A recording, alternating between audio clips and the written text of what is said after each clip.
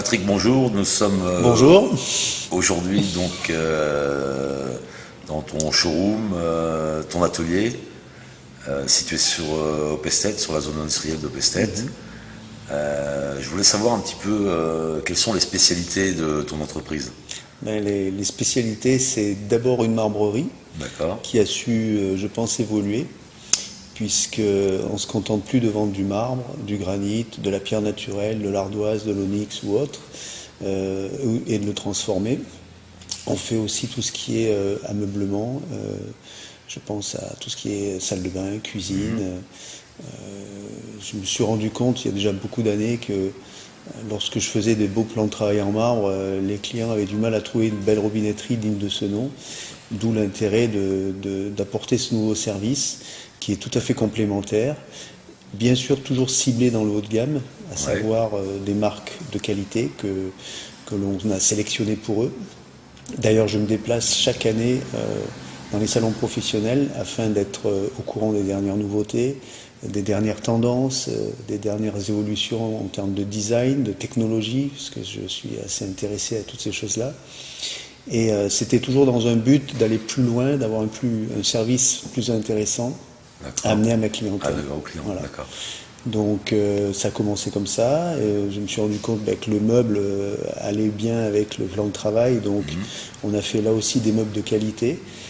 Donc tout pour la salle de bain, tout pour la cuisine. J'ai donc sélectionné 2 marques de cuisine, une allemande, Hacker, une autre italienne, Minotti Cucine. Là où c'est très exclusif en termes de design, en termes de technologie. On peut aller très très loin, on peut faire du sur-mesure. C'est un peu l'avantage avec les Italiens, c'est que c'est du no limite, on va dire. Les Allemands, c'est différent, c'est très industrialisé, c'est des catalogues avec beaucoup de références, de possibilités, mais voilà, on ne peut pas sortir de ce qu'il y a dans le catalogue. Par contre, le choix est assez impressionnant, et dans des gammes de prix très variées là aussi, mais en raison du haut de gamme. Toujours dans le haut de gamme. Voilà. Donc en réalité, vous recevez tout ce qui est matière première, matière brute, le marbre, le granit et la pierre naturelle, et vous l'aménagez en fonction, vous le designez en fonction des désirs de chaque client. D'accord. Voilà. Donc c'est vraiment du sur-mesure. C'est du sur-mesure. D'ailleurs, pour justement aller encore plus loin, lorsqu'on s'est installé au Opestet, l'idée c'était de réinvestir dans de l'outillage performant, à savoir des machines à contrôle numérique. Donc maintenant, tout le travail de marbre est travaillé sur computer. D'accord. Ça nous permet d'être capable de travailler au centième, dixième de millimètre, de faire des assemblages avec précision, de travailler de la série. C'est vraiment un outillage formidable. On a été un des premiers à oser investir dans ce type d'outillage à l'époque. Et maintenant, on ne saurait pas faire autrement. On se rend compte que voilà, c'était l'avenir et on est en plein dedans. Donc là sur le site, on a à la fois la partie showroom, comme je disais précédemment, bureau et atelier. Et là des ateliers qui se retrouvent. Les ateliers de transformation, tout est concentré au même endroit. D'accord. Il n'y a qu'une partie stockage qui reste à l'ancien bureau. D'accord. Mais là, il n'y a pas de transformation, donc c'est plus facile à gérer. On reçoit et ça repart dans les différentes îles, ça repart dans les différents chantiers, soit par camion, soit par bateau. Parce qu'effectivement, on a cette notion d'exportation qui est rare à Saint-Martin. C'est vrai qu'il y a très peu d'entreprises qui exportent leur production locale. D'accord, c'est-à-dire que vous fournissez en partie Saint-Martin, mais qu'il vous arrive fréquemment de sortir un petit peu de Saint-Martin. Heureusement qu'on ne fournit pas que Saint-Martin, parce que on ne pourrait pas faire tourner la structure, ça c'est évident.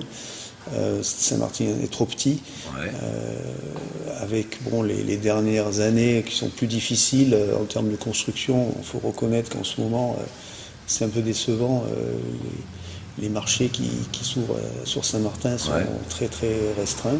Donc il vaut mieux s'élargir à l'extérieur. Nous, de surcroît, on est ciblé dans l'haut de gamme. On ne fait pas forcément de l'HLM ou des choses comme ça. Donc c'est tout de suite, il n'y a qu'une certaine catégorie de chantiers, hôtels de luxe, villas particulières, etc. D'où l'intérêt de s'orienter vers l'exportation, à savoir toutes les îles aux alentours de Saint-Martin. La chance qu'on a à Saint-Martin, c'est que Les départs de Saint-Martin, que ce soit par voie aérienne ou maritime, sont très très bien desservis. Ouais, c'est fréquent. Et avec une fréquentation de rotation intéressante. Ouais, d'accord. Et donc, voilà, on a développé, que ce soit à Saint-Barth, que ce soit Anguilla, Antigua, Saint Kitts, Nevis, Virgin Gorda, Tortola, John Bay, enfin bref. Et là, on est en train d'élargir encore le cercle pour pallier justement à cette conjoncture qui est pas facile. Et donc, par exemple, quand un client qui est à Anguilla ou Antigua te commande une cuisine, certes, c'est toujours plus compliqué. Oui. Parce que n'étant pas sur place, soit on se déplace, soit on demande des gabarits qui correspondent donc elle va être de toute façon créée ici. De toute façon, ça sera usiné, travaillé à Saint-Martin. Ça sera emballé de façon très correcte pour éviter les risques de casse. Parce que autant ça peut être un produit dur, le marbre ou le granit, mais à la fois fragile lorsqu'on le transporte. Et ensuite, ça veut dire déplacer des équipes pour le mettre en œuvre. Voilà, donc c'est vraiment beaucoup plus compliqué de faire de l'export que de travailler dans son propre quartier. Donc ça va être des équipes de poseurs ou d'installateurs de Saint-Martin qui vont se rendre. Essentiellement, c'est nos propres équipes qui se déplacent parce qu'ils sont formés, ils sont compétents, ils connaissent le degré de qualité qu'on en attend aussi de nos réalisations. Et puis voilà, maintenant, ça aussi, ça a pris du temps à se mettre en place, mais on y est arrivé. D'accord. Concernant l'équipe La Pierre Marble, on est 4 à l'atelier, autant au bureau, avec un jeune designer qui m'épaule bien, parce que autant moi sur ordinateur c'est pas mon truc, alors que lui ça va être son truc. Moi c'est encore à l'ancienne, le crayon et le papier. Il y a une nouvelle méthode, donc voilà, donc c'est pas plus mal. Ça permet d'envoyer les idées et de lui de mettre ça sur l'ordinateur.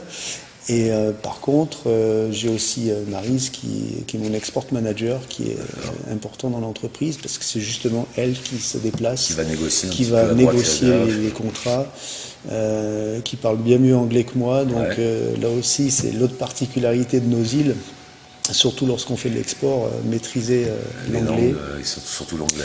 Et donc, voilà, on a une petite équipe restreinte, mais on arrive à être efficace avec beaucoup de travail. 4 à l'atelier, 4 on va dire à l'administratif, vente, accueil. Une personne, tu m'as parlé d'une personne qui était après, au niveau stockage, plus des équipes de montage indépendantes. Ensuite, on a les équipes de montage, chacune spécialisée dans leur domaine, bien sûr. D'accord. Donc Patrick, nous sommes ici dans tes locaux de Pestet. Et une chose qui est indéniable, c'est lorsqu'on arrive par la route, on ne peut pas te louper. De par le design du bâtiment, la grandeur du bâtiment. C'était le but. C'était le but. C'est réussi. Puisque à l'époque où je me suis installé donc à côté de l'aéroport, il n'y avait pas encore la déviation. Donc tout le monde passait devant chez moi. Parce que dans le commerce, l'emplacement est très important.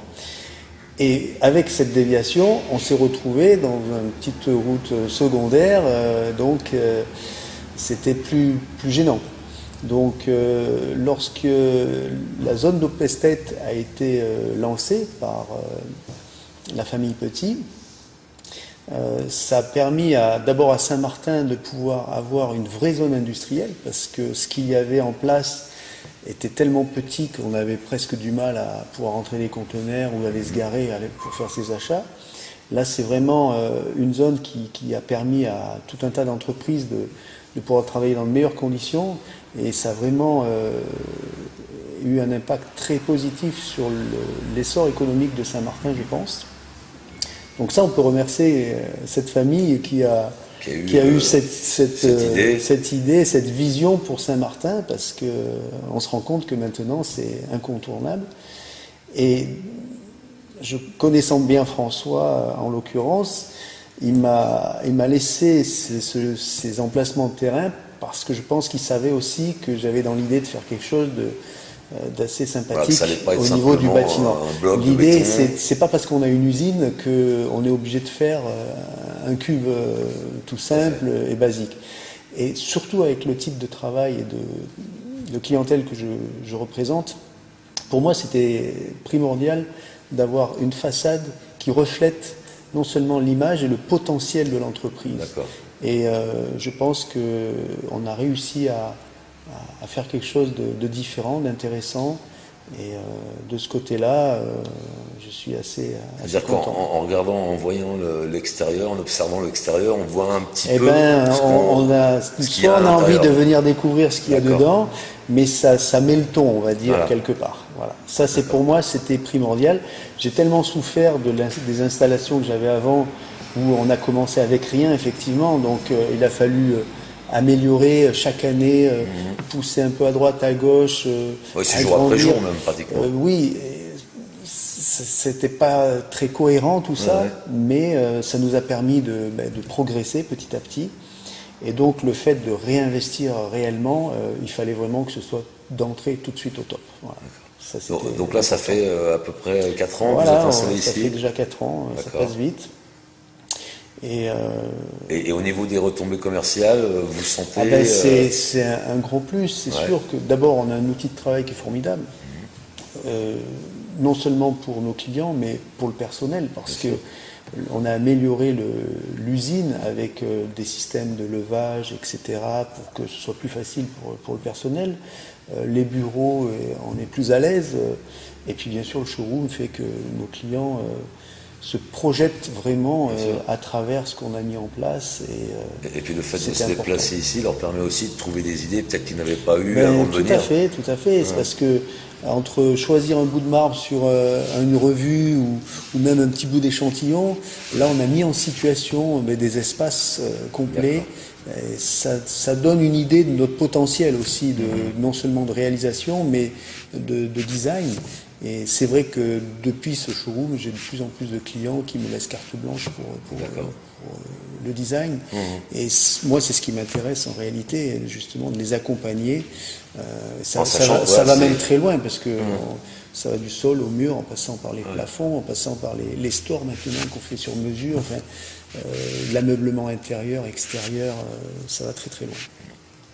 Un autre point que je voulais aborder, j'ai cru comprendre que tu avais à disposition dans ces locaux d'Opestet un local permettant aux artistes locaux de venir avec leurs idées et de les mettre en œuvre. C'est la volonté d'avoir créé cette galerie dans le showroom pour mettre en œuvre des sculptures, les présenter.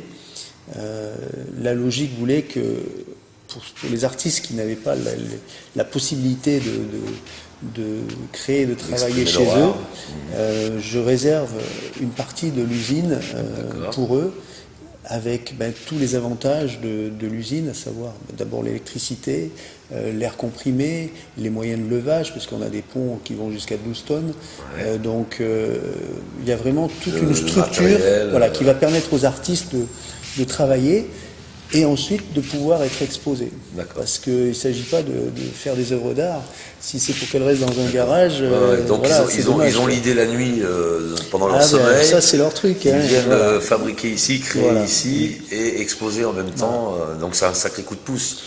C'est quelque part, c'est à mon petit niveau d'essayer de les aider, parce que c'est tellement difficile de vivre de son art que c'est à mon petit niveau, j'essaye de les aider. Donc parmi tous les objets décoratifs que l'on peut voir ici, il y en a certains qui sont vraiment artistiques, avec des pièces uniques. D'accord. Et donc c'est plus d'ailleurs de la déco, c'est vraiment des œuvres à part entière. D'accord. Et donc je suis très heureux de pouvoir les accueillir. Et qui sont pour la plupart fabriqués dans le local. Pas forcément dans le local, puisque j'ai certains artistes qui ont la chance d'avoir de la place chez eux, mais c'est pour justement ceux qui manqueraient d'espace et de place que j'ai mis en œuvre ce service-là. Donc si quelqu'un nous regarde aujourd'hui et a besoin d'un petit coup de main, il peut venir te voir. Il est le bienvenu, bien sûr. D'accord. Bien sûr. Donc chaque année, ce qui me tient à cœur aussi, c'est d'organiser un vernissage. C'est une façon de remercier mes clients et aussi de faire en sorte que les artistes soient présents, afin qu'il y ait vraiment une vraie relation entre les acheteurs et les artistes, et donc toute ma clientèle.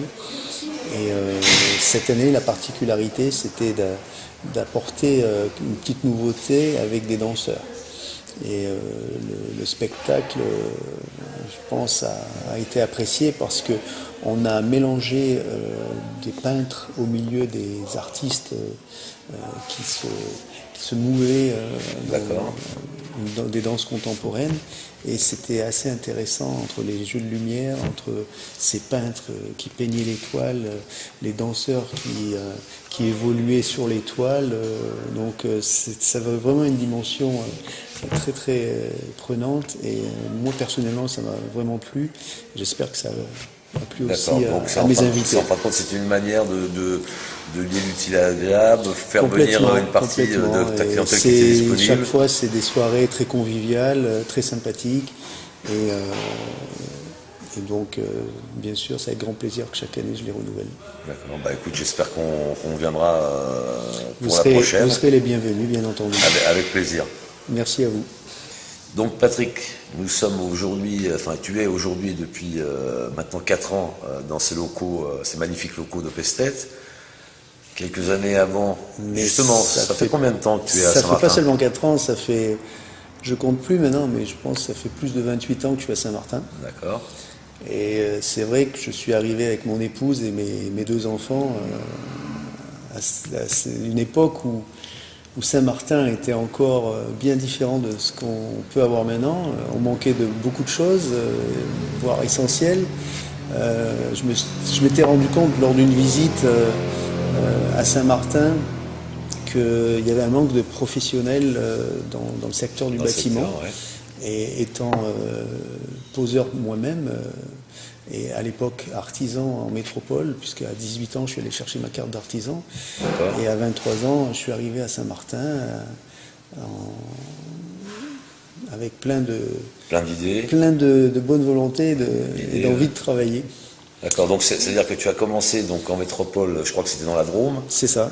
À 18 ans, donc à travailler le marbre. Donc j'étais artisan, je travaillais tout seul. C'est vrai que donc la pose, je faisais pas que du marbre, je faisais aussi de la céramique, mais pas de transformation comme je le fais maintenant. Donc c'était vraiment de la pose en tant qu'artisan. Et je travaillais tout seul. Je pense que le fait de venir à Saint-Martin, ça m'a permis aussi d'avoir osé embaucher. Ouais. Et puis très vite on a grossi et je me suis rendu compte après que tout le marbre que je faisais venir et que je travaillais, c'était beaucoup de galères, d'où l'intérêt de travailler le marbre sur place. Sur place, d'accord. Et c'est là que la marbrerie s'est créée il y a maintenant une vingtaine d'années. D'accord. Donc ça s'est fait progressivement. Et ça a été d'abord un coup de foudre avec les îles. Mon premier voyage avec mon épouse, c'était en Martinique, ça nous avait plu. Et on a eu l'opportunité de connaître Saint-Martin par l'intermédiaire d'un cousin qui s'était installé à l'époque. Qui était déjà sur Saint-Martin. Qui était sur Saint-Martin et qui, sachant que j'étais moi-même artisan, m'a dit il faut que tu viennes, Patrick. C'est super, etc. Il y a moyen Effectivement, je suis arrivé à Saint-Martin et on a été tout de suite séduits avec mon épouse. Déjà, il y avait le cadre. Voilà, cette envie de casser la routine, parce qu'on est jeune, on n'a peur de rien. Cette envie de pouvoir aller plus loin et cette opportunité de vraiment apporter quelque chose de concret à Saint-Martin. Et de nouveau, parce que à l'époque, c'est vrai que c'était pas donc toujours évident. Une petite trentaine d'années sur Saint-Martin, et aujourd'hui, si on devait faire le bilan plutôt satisfaisant? Disons qu'il n'y a rien qui est gagné déjà. Ouais. Bien sûr. De toute façon, mais aucun regret, c'est sûr. Toujours autant de plaisir de vivre à Saint-Martin. C'est différent par rapport à ce que j'ai connu. Il y a des avantages, il y a des inconvénients. Il faut faire avec. Et si on parlait du côté artistique, parce qu'il y a quand même un côté artistique dans tout ça, est-ce que tu penses qu'il est plus facile de le développer sur Saint-Martin ou si tu étais resté déjà, en France? il y a beaucoup d'artistes à Saint-Martin, pas seulement des sculpteurs, mais beaucoup d'artistes peintres. Et je pense que la luminosité, les couleurs qu'on trouve dans les îles sont source forcément d'inspiration pour tous ces artistes. Parce qu'on a une richesse de couleurs et de luminosité qui est assez impressionnante.